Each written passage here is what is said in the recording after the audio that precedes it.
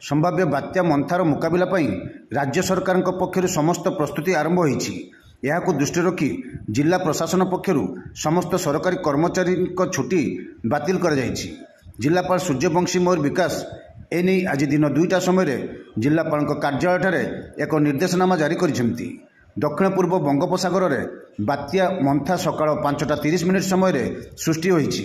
आसंता सोमवार यह बंगोपसागर में बात्यार रूप नेबा बोली भारतीय पाणीपाग विभाग आईएमडी पक्षर सूचना दी जाइछि। एही समय ओडिशा उपकूल अशांत रहिबो। आईएमडी रो एही सूचना को दृष्टि रखी जिला प्रशासन पक्षर समुद्र को न जाय समस्त मत्स्यजीवी को बारण कर जाइछि।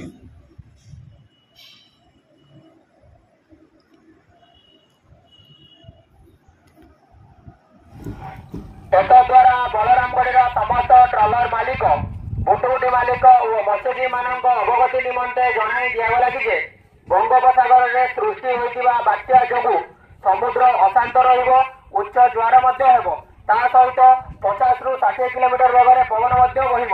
एणु आसंता 24/10/2025 निकटू 30/10/2025 पर्यंत कहीं समुद्र मध्य को माछ धरने को जातु ना। जो मैंने समुद्र मध्य को माछ धरने को जाइछन्ति तुरंत कूल को फेरी आसतु। डंगा जाल सुरक्षित स्थान में रखु। जदि यही नियम अवमानना करती आईन अनुजाई दृढ़ कार्यानुष्ठान ग्रहण करा। धनजीवन सुरक्षा निमंते जणाई दिगला मत्स्य विभाग ओडिशा सरकार। मत्स्यबोधन केन्द्र डंगा मालिक मत्स्यजीवी एवं सोसाइटी कर्मकर्ता मानकर अवगति निमंते जणाई दिजाउछि कि समुद्र में सृष्टि होइतिबा लघुचाप जनित वर्षा जो समुद्र अशांत रहिबा सहित प्रबल रु अति प्रबल वर्षा हेब। तेणु मत्स्यजीवी भाई मानू चलित मास 26 ରୁ 29 तारीख पर्यंत समुद्र भीतर को माछ मारिया जावाई बारण करागला। तत्सहित जो मैंने जाइछन्ति आज कूल को तुरंत फेरवा जनातु।